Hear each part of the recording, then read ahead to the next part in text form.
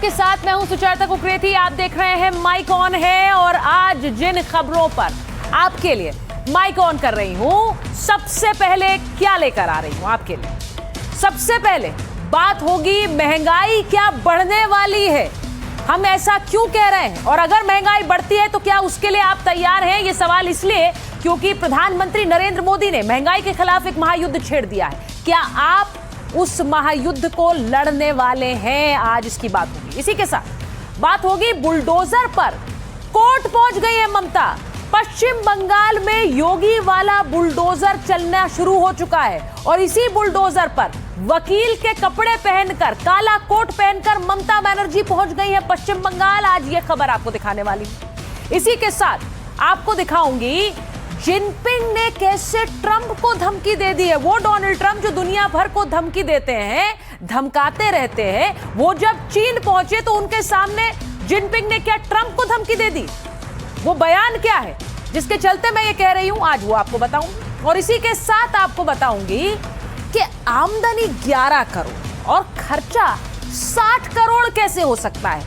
आरोप यही लगा रही है बीजेपी राहुल गांधी पर। विदेश यात्रा पर फिर चले गए, लेकिन ये पैसा कहां से आ रहा है। आज बीजेपी ने प्रेस कॉन्फ्रेंस करके क्या आरोप नेता प्रतिपक्ष पर लगाए और उसका पलटवार कैसे किया है कांग्रेस ने, ये पूरी खबर आपको दिखाने वाली हूं। लेकिन सबसे पहले बात होगी महंगाई के खिलाफ एक महायुद्ध की। इस महायुद्ध को लड़ने के लिए क्या आप तैयार हैं? सवाल यह है, क्या महंगाई बढ़ने वाली है? साथियों, हमें पेट्रोल डीजल का उपयोग कम करना होगा। क्राइसिस आएंगे तो हम देश के साथ आएंगे। कोशिश करते हैं एक दूसरे से बात करके उसी रास्ते जा रहे हैं, तो हम एक दूसरे को ड्रॉप भी करते हैं। कम से कम गाड़ी चला रहे हैं, एक कोर्ट से दूसरी कोर्ट जाते हैं तो बस से जाते हैं। तो 100% सहमत हूँ मोदी जी के साथ, और हमें कम से कम इस्तेमाल करना चाहिए, जो ज़रूरी हो बस वहीं तक जाएं और इलेक्ट्रिक गाड़ी का यूज़ करें। हम लोग प्रयास करें कि कार पूलिंग करें। बिल्कुल, क्या अपने देश में नहीं सारे विश्व में क्राइसिस, हम क्या करें बताओ।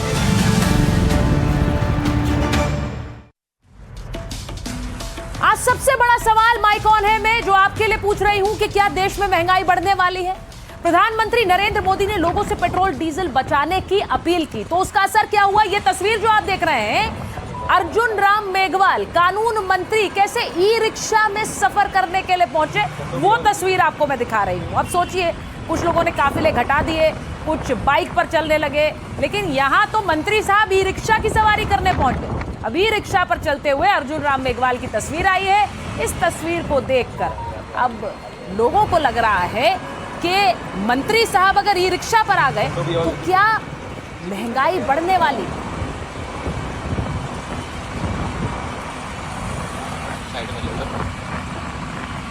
अब एक और तस्वीर आपको दिखाती हूं।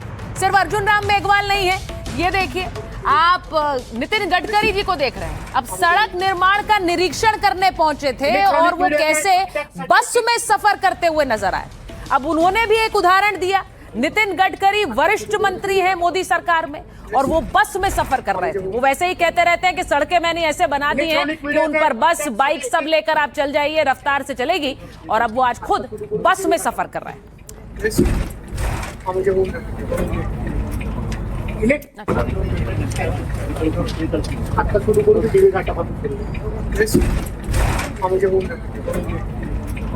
इलेक्ट्रॉनिक मीडिया का एक और बहुत इंटरेस्टिंग तस्वीर अब आपको दिखाने वाली हूं। नितिन गडकरी ही नहीं, आपको दिखाती हूं, ये जो बाइक चला रहे हैं कौन है। ये महाराष्ट्र के मुख्यमंत्री देवेंद्र फडणवीस हैं। अब देवेंद्र फडणवीस बचत का संदेश बाइक चलाकर दे रहे थे, उन्होंने खुद बाइक थाम ली, महाराष्ट्र में मुंबई की सड़कों पर वो उतर गए। अब ये भी एक संदेश, और इस संदेश के पीछे क्या महंगाई बम है, आज उसी की बात करने वाली हूं।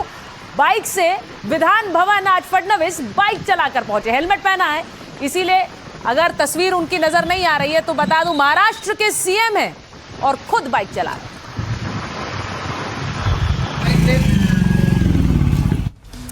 अब सवाल सबसे बड़ा यह है कि क्या महंगाई बम फूट सकता है, क्या बढ़ाए जा सकते हैं पेट्रोल और डीजल के दाम। आरबीआई गवर्नर ने दिए हैं दाम बढ़ाए जाने के संकेत। कच्चे तेल का दाम बढ़ रहा है, ये संजय मल्होत्रा ने कहा, यानी आरबीआई गवर्नर ने कहा। कच्चे तेल की महंगाई से कंपनियां दबाव में हैं। महंगाई पर काबू करना एक बहुत बड़ी चुनौती है, ये आरबीआई कह रहा। पश्चिम एशिया में संघर्ष से तय होगी महंगाई, संघर्ष खिंचा तो ईंधन महंगा होगा, यह भी कहा आरबीआई गवर्नर ने। अब फ्यूल महंगा हुआ तो ट्रांसपोर्टेशन भी महंगा हो जाएगा, यानी आना जाना महंगा हो जाएगा। इसका सीधा असर महंगाई पर दिखाई देगा। आरबीआई की पॉलिसी पर भी पड़ सकता है असर। आरबीआई 5 जून को ब्याज दरों पर फैसला करेगा। तो पेट्रोलियम मंत्री भी दे चुके हैं महंगाई का संकेत। और हरदीप पुरी ने भी कहा था, आपको याद है, कि तेल कंपनियों को भारी नुकसान हो रहा है। 4 साल से कीमतें नहीं बढ़ी हैं, तेल कंपनियों को रोज 1000 करोड़ का घाटा हो रहा है। पेट्रोल डीजल की कीमतें बढ़ानी पड़ सकती हैं, तो ये कहा था पेट्रोल मंत्री ने। और इसीलिए हम कह रहे हैं कि क्या संकेत यही कह रहे हैं। आपको बताती हूं कि चौतरफा हमला महंगाई का कैसे हो रहा है। 1 ग्राम सोने की कीमत 8,500 रुपए बढ़ गई। 1 किलो चांदी की कीमत में 20,500 रुपए यानी 20,500 रुपए प्रति किलो का इजाफा हुआ है। दूध के दाम में 2 से 4 रुपए प्रति लीटर का इजाफा हुआ है। और मुंबई में सीएनजी 2 रुपए प्रति किलो महंगी हो चुकी है। तो ये वो दाम है जो पहले ही बढ़ गए हैं और आने वाले समय में क्या ये महंगाई और ज्यादा बढ़ सकती है। अब आपको एक तस्वीर दिखाती हूं।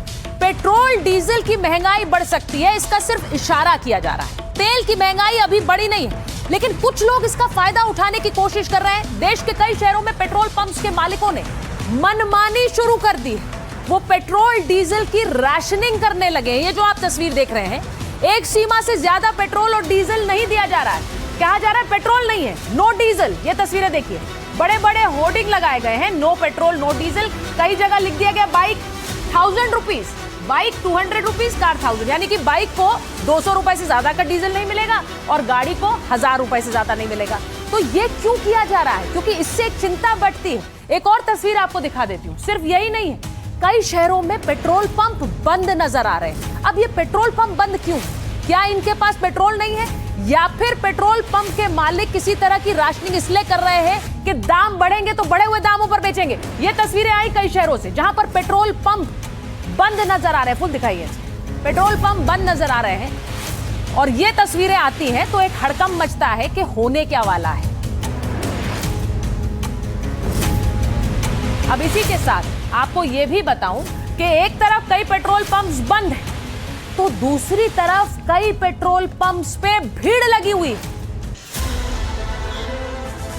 अब कई पेट्रोल पंप्स पे इतनी भीड़ लगी हुई है, वहां लोग कतार में खड़े हुए हैं, क्योंकि जहां पेट्रोल मिल रहा है वहां पर लोग भराने के लिए जा रहे हैं। कई पेट्रोल पंप बंद है। अब क्या आपके शहर में भी ऐसा हो रहा है, ये आप हमें बता सकते हैं? क्योंकि कई जगह जहां राशनिंग की जा रही है, सरकार ने ऐसा कोई भी आदेश जारी नहीं किया है कि पेट्रोल एक संयमित मात्रा में ही दिया जा सकता है, लेकिन ऐसा कर रहे हैं। अगर ऐसा कर रहे हैं तो क्यों कर रहे हैं? अब वहां पर जो लोग पहुंचे हैं उन्होंने ही इस बारे में बताया। हमने कुछ लोगों से बात की, जरा सुनिए। बहुत सारा टंकी बंद है, जैसे ये टंकी बंद है, बहुत सारा टंकी बंद है। जो छोटा छोटा टंकी खुला है उसमें बहुत भीड़ है। इतना बड़ा बड़ा टंकी है, उसमें एक बाइक के लिए 200 रुपया का तेल अगर नहीं मिल रहा है तो क्या है? ये तो बड़ा क्राइसिस है। हम टैंकी फुल कर रहा था, लेकिन ये लोग दे ही नहीं रहे, बोले आगे से मिल नहीं रहा है। तो आज बोले कि फुल टैंक करिए, तो बोल रहे हैं कि नहीं, मैक्सिमम 1500 रुपए का दे सकते हैं। बहुत परेशानी हो रहा है, 1-1.5 घंटा लग जा रहा है थोड़ा सा तेल लेने के लिए। लगभग सभी पंप में लाइन लग रही है और लोग एकदम ये हो रहा है कि जिनके पास पेट्रोल है वो भी और चाह रहे लेना ताकि स्टॉक करें। कितना पेट्रोल दे रही है बाइक वालों को? 400 से नीचे। 400 से नीचे देने का है निर्देश। हाँ। और कार वालों के लिए फुल नहीं करना।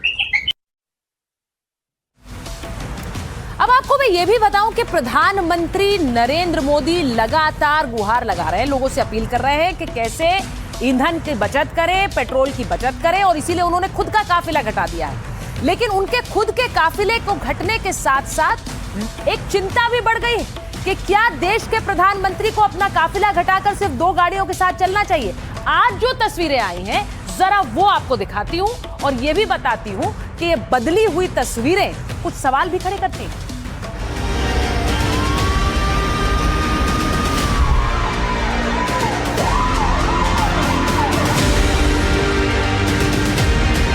प्रधानमंत्री नरेंद्र मोदी ने अपील की तो खुद भी उदाहरण पेश कर दिया। उन्होंने अपनी गाड़ियों का काफिला घटा दिया। उनके उदाहरण के बाद उनके मंत्रियों ने भी अपने काफिले कम कर दिए। लेकिन इन सब के बीच प्रधानमंत्री के घटे हुए काफिले को लेकर देश में एक बहस छिड़ गई। क्या सुरक्षा के लिहाज से प्रधानमंत्री का काफिला कम होना चाहिए? प्रधानमंत्री के काफिले में एक उनकी अपनी गाड़ी के अलावा एक डिकॉय व्हीकल होती है, यानी कि वो गाड़ी जो पीएम की गाड़ी की तरह ही दिखती है, जिससे पता न लग सके कि पीएम किस गाड़ी में बैठे। इसी के अलावा एक आर्मर्ड एसयूवी होती है, जैमर गाड़ी होती है, जिससे कि आसपास के सिग्नल जैम किए जा सके। एक कम्युनिकेशन वैन होती है। पीएम के काफिले में एक एम्बुलेंस भी चलती है, सपोर्ट वैन्स भी चलती हैं और रूट क्लियरेंस के लिए भी गाड़ियां चलती हैं। लेकिन इन सब को कम करने के बाद पीएम अब घटे हुए काफिले के साथ ही निकल रहे हैं। अब जब प्रधानमंत्री एक घटे हुए काफिले के साथ निकल रहे हैं तो बहुत से लोग ये चर्चा कर रहे हैं कि क्या प्रधानमंत्री की सुरक्षा के लिए ये एक चूक नहीं है। लोगों को लग रहा है कि क्या प्रधानमंत्री को इस घटे हुए काफिले के साथ चलना चाहिए। इस पर एक बहस शुरू हो गई। अब हमने लोगों से पूछा कि वो क्या सोचते हैं, जरा सुनिए। मुझे नहीं लगता उनको ऐसा करना चाहिए, क्योंकि बात उनकी सुरक्षा की है, तो इस पे उनको ज़्यादा ध्यान देना चाहिए। और दुनिया में ऐसी कोई चीज़ नहीं है जो आपकी सुरक्षा से ज़्यादा बढ़ के हो, तो उनको अपना काफिला नहीं हटाना चाहिए, क्योंकि उनकी बात प्रोटेक्शन किया जाती है। शीर्ष नेताओं में से ऐसे हैं जिनकी सुरक्षा को लेकर विशेष प्रबंध होने चाहिए। उनका उतना सुरक्षा होना चाहिए जितना होना जरूरी है। उनका तो वो सिक्योरिटी रहना बहुत जरूरी है। प्रधानमंत्री मोदी जी एक विश्व के नेता हैं, उनको अपनी सुरक्षा तो रखनी चाहिए। जो कार्य कर रहे हैं ये भी एक तरह से एक बहुत बड़ा मतलब सहयोग है और एक तरह से देशभक्ति की मिसाल वो कायम कर रहे हैं। जब तक अपनी जान की परवाह किए बिना वो इस तरह का रिस्क ले रहे हैं ताकि ये मैसेज पूरे देश में जाए और लोग इसको फॉलो कर सकें। अब आपको बताती हूँ कि शुभेंदु अधिकारी योगी आदित्यनाथ की राह पर चल रहे हैं, लेकिन एक राह उन्होंने ऐसी ली है जिसमें उन्होंने ममता से खुद को अलग कर लिया है। उन्होंने नंदीग्राम छोड़ने का फैसला कर लिया है। चुनाव में शुभेंदु अधिकारी 2 सीटों से जीते थे, एक नंदीग्राम दूसरी भवानीपुर। अब एक सीट से इस्तीफा दे रहा था शुभेंदु। अब नंदीग्राम सीट छोड़ेंगे, भवानीपुर से वो विधायक बने रहेंगे। भवानीपुर चुनने के पीछे कई मायने, दोनों ही सीटों वो ममता को हरा चुके हैं। भवानीपुर में 15,105 वोटों से हराया था, नंदीग्राम में 9,665 वोटों से हराया था। अब ममता के गढ़ में भी शिकस्त दी। भवानीपुर रखने से शुभेंदु का संदेश जाता है कि ममता की वापसी अब नहीं होने देंगे। वो यहाँ पर यानी उनके गढ़ में डट चुके हैं, ममता के गढ़ पर कब्जा कर चुके हैं और इसमें ममता बनर्जी की वापसी नहीं होगी। तो ममता को कमजोर करने के मकसद से भी अब भवानीपुर के राजा शुभेंदु अधिकारी बन चुके हैं। अब जहां एक तरफ शुभेंदु अधिकारी ताबड़तोड़ फैसले ले रहे हैं तो उनके फैसलों के खिलाफ देखिए ममता बनर्जी कोर्ट पहुंच गई। आज ये तस्वीर ममता बनर्जी की आई जिसमें वो काला कोट पहनकर कोलकाता हाई कोर्ट पहुंची। एकदम हाथ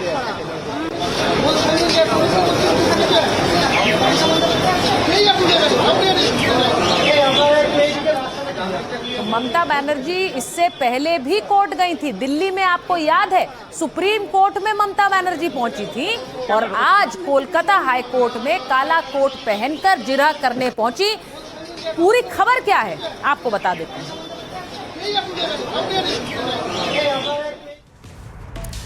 ममता बनर्जी काला कोट पहनकर आज कोलकाता हाई कोर्ट पहुंची। चुनावी हिंसा से जुड़े मामले कोर्ट में उन्होंने दलीलें दी।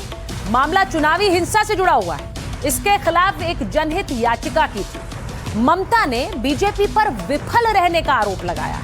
ममता ने कहा कि बंगाल बुलडोजर राज्य नहीं है, यहां बुलडोजर नहीं चलेगा। हिंसा और धमकी का सिलसिला जारी है, ये ममता कह रही हैं। वही आरोप जो ममता बनर्जी पर लगते थे आज वो अब नई सरकार पर लगा रही है। पुलिस की मौजूदगी में घरों दफ्तरों पर कब्जा हो रहा है। मेरे परिवार में बच्चियों को बलात्कार की धमकियां मिल रही हैं, यह भी कहा ममता बनर्जी ने कोर्ट में।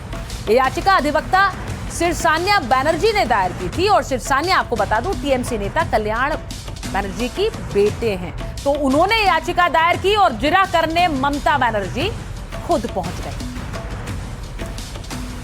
और अब बात करती हूं अगली खबर की। प्रतीक यादव जिनका आज अंतिम संस्कार कर दिया गया, लेकिन सवाल यह है कि प्रतीक आखिर किसके प्रतीक के रूप में जाने जाएंगे? क्या प्रतीक यादव के अंत में भी एक लड़ाई है? ये सवाल मैं आपको बताऊं, ये क्यों पूछ रही हूं उससे पहले एक तस्वीर आपको दिखाती हूं। प्रतीक यादव के अंतिम यात्रा की तस्वीर दिखाती हूं, जरा चलाइए। प्रतीक यादव की अंतिम यात्रा की तस्वीरें आई, ये देखिए। उस अंतिम यात्रा में जो लोग पहुंचे थे उनकी भी तस्वीर आपको दिखा रही हूं। एक तरफ शिवपाल यादव, उनके बेटे धर्मेंद्र यादव, सांसद नीरज सिंह जो कि राजनाथ सिंह के बेटे हैं, वो भी पहुंचे। अब आप ये सोचिए कि आदित्य यादव जो कि अखिलेश यादव के, माफ कीजिए, शिवपाल यादव के बेटे हैं, वो भी वहां पहुंचे थे। अब सवाल है कि एक अंतिम यात्रा में कैसे बीजेपी और सपा दोनों के ही नेता साथ आ गए। दुख जोड़ देता है और मुलायम परिवार की एकता की एक तस्वीर यहीं दिखी। प्रतीक यादव के पार्थिव शरीर को अंतिम संस्कार के लिए जिस गाड़ी में ले जाया जा रहा था, उस पर प्रतीक के चचेरे भाई धर्मेंद्र यादव थे। ये देखिए तस्वीर। प्रतीक यादव मुलायम सिंह यादव के छोटे बेटे अखिलेश यादव को कल आपने देखा था अस्पताल पहुंचते हुए। उसके बाद जो बयान उन्होंने दिया, रात शाम को जब उनको श्रद्धांजलि देने पहुंचे थे तो उनके साथ उनकी पत्नी भी थी, और आज उनकी अंतिम यात्रा कुछ इस तरह से निकली। लेकिन आपको यह बताऊं कि प्रतीक यादव को मुखाग्नि किसने दी? प्रतीक यादव को उनके ससुर ने मुखाग्नि दी है। अब बहुत से लोग इस सवाल पूछ रहे हैं कि क्यों अखिलेश यादव नहीं? उनके भाई हैं शिवपाल यादव के बेटे, उन सब ने में से किसी ने मुखाग्नि नहीं दी है प्रतीक यादव को, लेकिन प्रतीक यादव को मुखाग्नि देने पहुंचे उनके ससुर यानी अपर्णा यादव के पिता।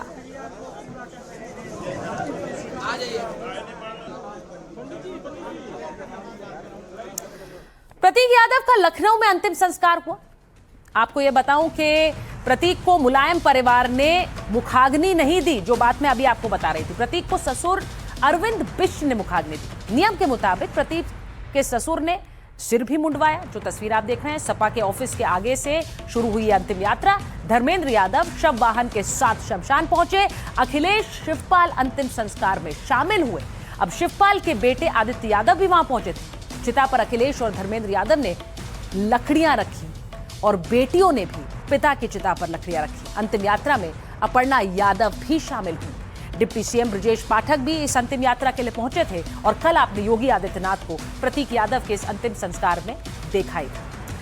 लेकिन सबसे भावुक तस्वीरें वो आई जब आपने प्रतीक यादव की एक छोटी सी बेटी को, उनकी 2 बेटियां हैं, छोटी बेटी को अखिलेश यादव के साथ देखा। छोटी बेटी इस बात से बिल्कुल अनभिज्ञ कि परिवार में पिता जा चुके हैं। इस छोटी सी उम्र में इन चीज़ों का ध्यान नहीं रहता है, समझ भी नहीं होती है। और अखिलेश यादव यानी बगल में बैठे हुए बच्ची के लिए, बच्ची से बात कर रहे हैं, उसे दुलार रहे हैं। तो ये तस्वीरें आज जब प्रतीक यादव की इस अंतिम यात्रा से आई, तो इन तस्वीरों ने सबका ध्यान भी खींचा और सबका दिल जीता।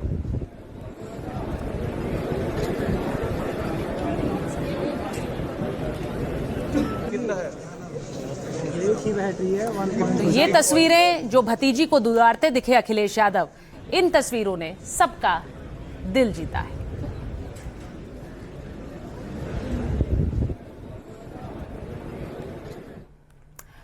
तो अंतिम संस्कार में मुलायम परिवार एकजुट दिखा। अखिलेश, शिवपाल, अपर्णा यादव के आसपास रहे। प्रतीक की अंतिम यात्रा में बीजेपी नेता भी शामिल हुए। एक्सपर्ट्स ने इसमें 2027 का चुनावी एंगल भी देख लिया। प्रतीक यादव मुलायम सिंह यादव के छोटे बेटे थे। सबने नेताजी के सम्मान का संदेश दिया। अखिलेश यादव के बड़े भाई की छवि भी मजबूत हुई। मुलायम परिवार की एकता का नैरेटिव भी मजबूत हुआ। 2027 के चुनाव में इससे फायदा हो सकता है, ऐसा राजनीतिक गुरु मानते हैं। प्रतीक यादव की पत्नी अपर्णा यादव बीजेपी में है। अब बीजेपी ने अपर्णा को साथ देने का भरोसा दिया। दुख में साथ देने वालों का यादव वोटर भी साथ है। एसपी के पुराने वफादार बीजेपी से जुड़ सकते हैं। तो ये विडंबना है, लेकिन सत्य है कि किसी की अंतिम यात्रा में भी राजनीति की परछाई पड़ ही जाती है। अब बात आज की एक और बड़ी राजनीतिक खबर की, और वो राजनीतिक खबर सीधे नेता प्रतिपक्ष राहुल गांधी से जुड़ी हुई।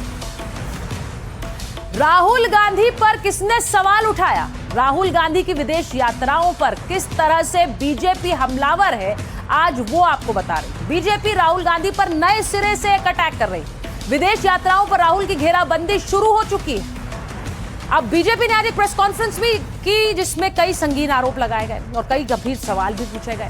बीजेपी के वो सवाल और आरोप क्या है, ये आपको दिखाती हूं। विदेश यात्रा पर किस तरह के आरोप लगाए गए?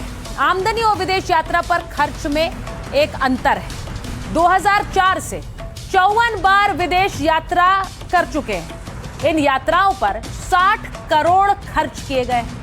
2013 से 23 में आमदनी सिर्फ 11 करोड़ हुई। अब यात्राओं के लिए फंडिंग देसी हुई कि विदेशी, इसे लेकर सवाल उठ रहे हैं। गृह मंत्रालय से विदेशी फंडिंग की अनुमति ली गई क्या? विदेश में राहुल गांधी का मेजबान विदेशी था क्या? 54 में से 7 यात्राओं की जानकारी क्यों राहुल गांधी ने छुपाई? ये बीजेपी का आरोप है। पहले एसपीजी की सुरक्षा में थे, अब Z+ सुरक्षा है।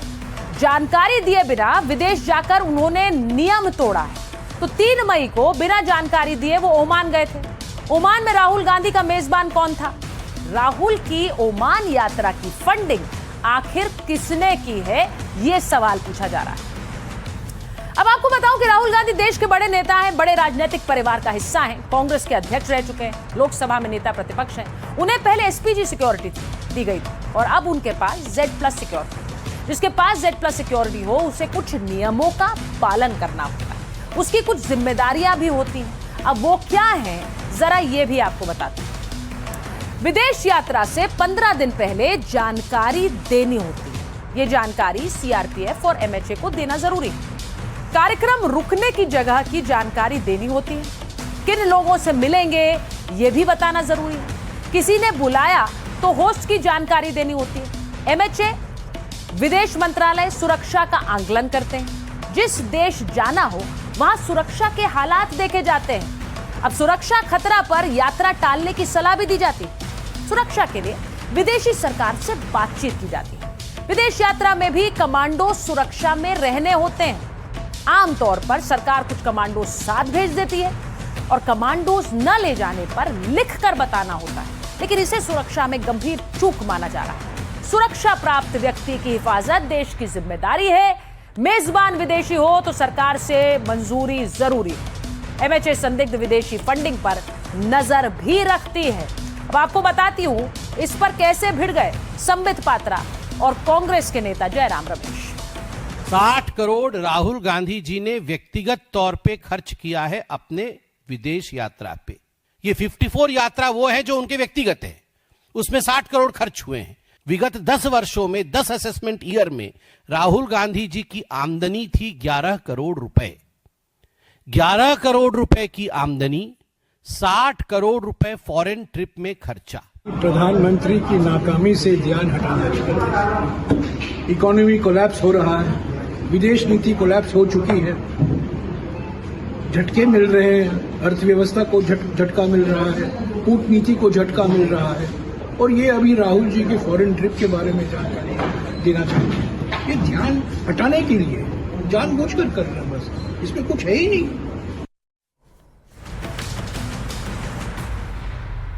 तो राहुल की विदेश यात्रा पर देश में जंग शुरू हो गई। और एक और खबर जो आज देश से जुड़ी हुई है वो SIR की प्रक्रिया से जुड़ी हुई है। अब कैसे SIR की जो महामुहिम है वो देश के बाकी राज्यों में भी शुरू होने वाली है, आज ये आपको बता दूं। आप कौन से राज्य में रहते हैं? क्या आपके राज्य में SIR की प्रक्रिया शुरू हो गई? और अगर नहीं हुई है तो होने वाली है। वोटर लिस्ट को शुद्ध करने के लिए चुनाव आयोग ने मुहिम चलाई है। इसी कड़ी में चुनाव आयोग ने बड़ा फैसला लिया है।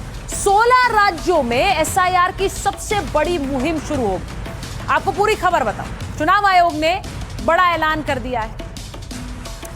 SIR की ये बड़ी मुहिम, SIR पर चुनाव आयोग ने बड़ा ऐलान किया कि EC ने SIR के तीसरे चरण का ऐलान किया। दिल्ली, पंजाब, महाराष्ट्र समेत 16 राज्यों में SIR होगा। 3 केंद्र शासित प्रदेशों में भी चलेगी SIR की मुहिम। 1 जुलाई से शुरू होगा SIR का तीसरा चरण। चुनाव आयोग करेगा फर्जी वोटर की पहचान और इस बार इलेक्शन कमीशन तेजी से पूरा करने वाला है SIR। EC ने SIR के सिस्टम में बड़ा बदलाव किया।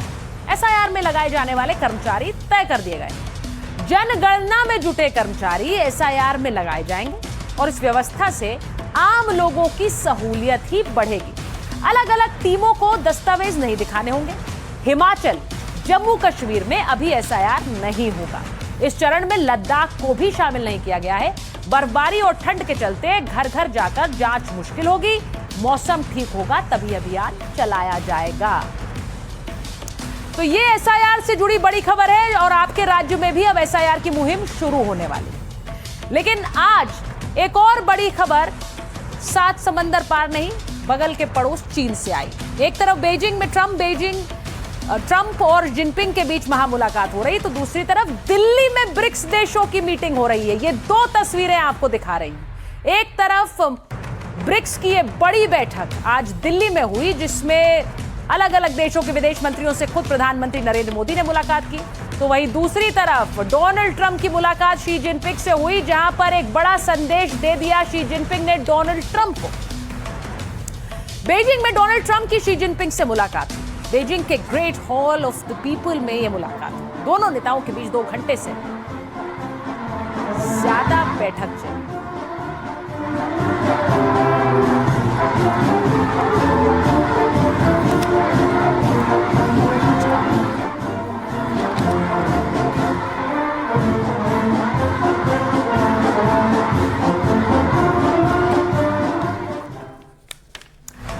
तो बीजिंग में डोनाल्ड ट्रंप की शी जिनपिंग से मुलाकात हुई है। बीजिंग के great hall of the people में यह मुलाकात हुई। दोनों नेताओं के बीच 2 घंटे से ज्यादा यह बैठक चली। बैठक में ईरान युद्ध, यूक्रेन संकट जैसे मुद्दों पर चर्चा हुई। जिनपिंग ने कहा कि पूरी दुनिया की नजर इस बैठक पर है। अमेरिका चीन रिश्ते वैश्विक स्थिरता के लिए अहम है। दोनों देशों को प्रतिद्वंदी नहीं, पार्टनर बनना चाहिए। साबित हुआ कि ट्रेड वॉर में कोई विजेता नहीं होता है। अमेरिकी राष्ट्रपति ट्रंप ने भी जिनपिंग की तारीफ की। आपका दोस्त होना सम्मान की बात है, ये कहा। अमेरिका चीन के रिश्ते पहले से बेहतर होने वाले हैं, ये बात भी कही। अब बैठक के बाद जिनपिंग ने बिजनेस लीडर्स से मुलाकात की और चीन का दरवाजा अमेरिकी कंपनियों के लिए खुलेगा, ये भरोसा दिलाया। अमेरिकी कंपनियों को यहां बड़े अवसर मिलने वाले हैं, ये बात भी कही। अब ये सोचिए कि पहले दोस्ती फिर चेतावनी।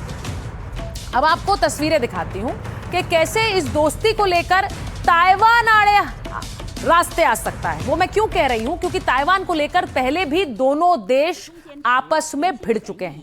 तो क्या ताइवान के मुद्दे पर यह तनाव बना रहेगा? बैठक के दौरान आपको बताऊं कि जिनपिंग ने ट्रंप को एक आईना भी दिखाया। वो डोनाल्ड ट्रंप जो अक्सर दूसरों को आईना दिखाते हैं और दूसरों को संदेश देते हैं, आज डोनाल्ड ट्रंप को शी जिनपिंग ने चीन में संदेश दे दिया।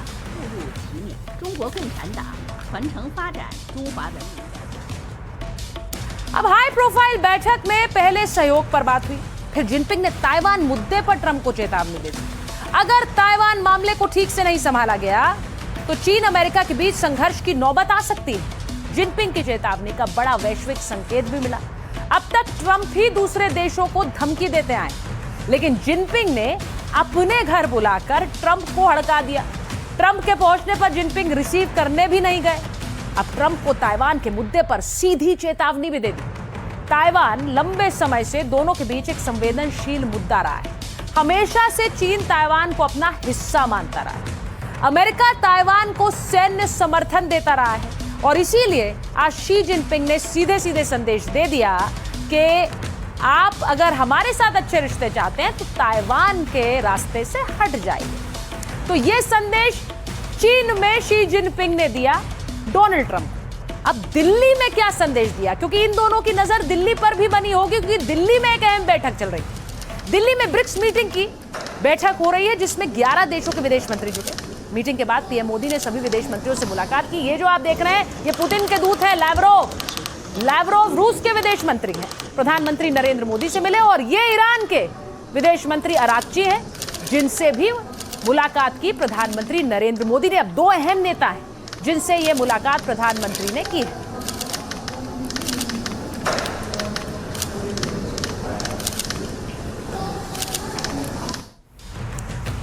पश्चिम एशिया में तनाव के बीच दिल्ली में ब्रिक्स की बैठक हुई। पीएम मोदी ने ब्रिक्स देशों के विदेश मंत्रियों से मुलाकात की। अब मुलाकात से पहले बैठक की अध्यक्षता विदेश मंत्री ने की। एस जयशंकर ने पश्चिम एशिया की स्थिति पर चिंता जताई। ब्रिक्स देशों से समाधान के लिए तरीके खोजने की अपील की। सुरक्षित समुद्री आवाजाही सुनिश्चित करने पर भी जोर दिया। ऊर्जा ढांचे पर असर दिखता है कि हालात कितने नाजुक हैं, उन्होंने कहा। यह भी कहा कि तनाव कम करने में रचनात्मक भूमिका निभाने को हम तैयार हैं। ब्रिक्स की बैठक से अरागची की अमेरिका को भी दो टूक सुनाई दी। अरागची यानी कि ईरान के विदेश मंत्री ने कहा कि हमलों को उचित ठहराने की कोशिश की गई है, यानी ईरान पर जो हमले हुए उन्हें उचित ठहराने की कोशिश की गई। ईरान न कभी दबाव के आगे झुका है और न ही झुकेगा। तो ये बड़ी बात आपको बताऊं कि दिल्ली पहुंचकर अरागची ने सीधे सीधे उन लोगों को चुनौती दे दी जो कि ईरान पर हमले का समर्थन कर रहे हैं। और माय कौन है में आज के लिए फिलहाल इतना ही। आपसे मुलाकात होगी कल एक बार फिर रात 8 बजे।